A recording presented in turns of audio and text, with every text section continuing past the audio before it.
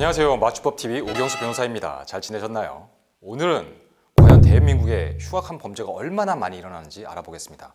저도 리서치하면서 많이 놀랐습니다. 숫자가 꽤 컸기 때문이죠. 제가 지금부터 말씀드리는 숫자들은 모두 2020년 기준 경찰청 통계 자료를 기반으로 한 것이고, 시청자 여러분들도 누구나 경찰청 홈페이지에 접속하시면 볼 수 있습니다. 먼저 한 해에 우리나라에 범죄가 얼마나 일어날까요? 그런데 사실 이 정확한 수치는 아무도 알 수 없습니다. 범죄가 일어났는데 경찰에 신고되지 않은 사건들이 분명히 있을 테니까요. 오늘 말씀드릴 범죄 건수는 전국에서 발생한 모든 범죄 건수가 아니라 발생한 형사사건 중 수사기관이 내사 종결을 하지 않고 형사 입건한 건수를 의미합니다. 지난 2020년 한 해에 대한민국에서 발생한 범죄 총수는 총 158만 7,866건이었습니다. 엄청난 숫자입니다. 그럼 세부적인 데이터를 보시죠. 경찰청은 수많은 범죄를 강력범죄, 지능범죄, 풍속범죄 등 몇 가지 유형으로 분류하고 있습니다. 이런 수많은 범죄 중에서 2020년 대한민국에서 발생한 범죄 유형 7위는 풍속범죄입니다. 이 풍속범죄에는 공연음란, 음란물 유포, 카메라 등 이용 촬영 등이 있습니다.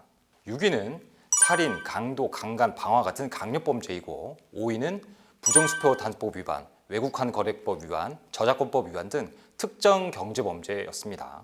참고로 대한민국은 인구 10만 명당 살인사건이 1.6건이 일어나는데, 이 살인사건에는 살인 미수나 예비죄가 포함됩니다. 그래서 살인 기수만을 계산하면 인구 10만 명당 0.6건으로 다른 나라에 비해 상당히 낮은 편이라고 하네요.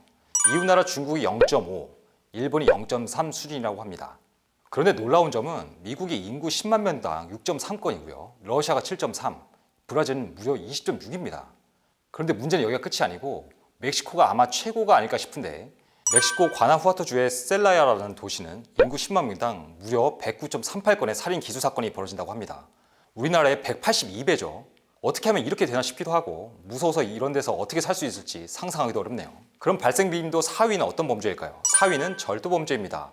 좀 의외다 싶으실 수 있겠는데, 다시 말씀드리지만 이 통계는 형사 입건이 된 건수를 의미하죠. 그래서 가령 초등학생이 문방구에서 볼펜 하나 훔치는 사건, 이런 것까지 통계에 잡히진 않는 겁니다.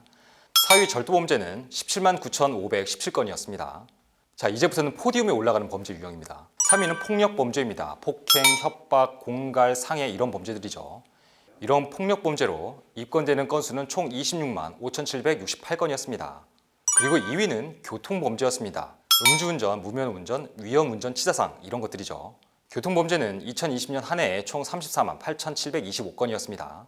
마지막 1위는 지능범죄라고 하죠. 즉 사기, 횡령, 배임, 문소유조, 뇌물 등과 같은 지능범죄가 42만 4,642건으로 가장 비중이 높았습니다. 그런 범죄는 이렇게 한 해 150만 건이 넘게 입건이 되는데, 범죄자들은 얼마나 검거가 될까요? 2020년 기준으로 전체 범죄 검거 건수는 128만 9,129건이었고 검거 인원은 총 149만 4,421명이었습니다. 쉽게 말해 한 해에 거의 150만 명이 경찰에 잡힌다는 말입니다. 이 중에서 교통범죄를 저지른 사람이 35만 6,446명으로 가장 많았고요. 폭력사범이 31만 3,990명, 지능범죄 검거 인원이 30만 7,706명이었습니다. 자, 오늘은 2020년 한 해에 우리나라에서 생긴 범죄 건수와 범죄자 검거 현황을 개략적으로 알아봤습니다. 오늘 영상 재미있고 도움이 되었다면 구독, 좋아요, 알림 설정 꾹꾹 눌러주세요. 감사합니다.